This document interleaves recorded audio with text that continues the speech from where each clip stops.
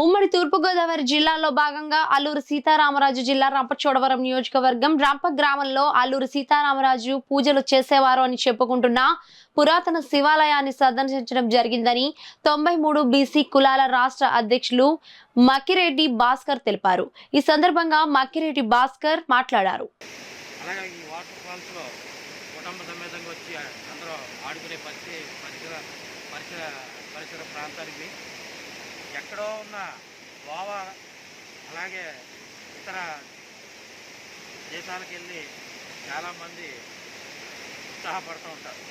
కానీ ఇక్కడ ఈ ప్రకృతి మాత, ఈ ప్రకృతి ఒడిలో, ఈ చల్లటి వాతావరణంలో సరదాగా కుటుంబ సమేతంగా వచ్చి దేవుని దర్శనం, శివాలయంలో దర్శనం చేసుకొని అలాగే ఇక్కడ ఈ వాగులో పిల్లలందరూ ఆడుకుంటూ ఎంతో ఉత్సాహంగా ఆనందంగా గడిపే ఈ రంపనే నేను ఈ మీడియా అంటే ఈ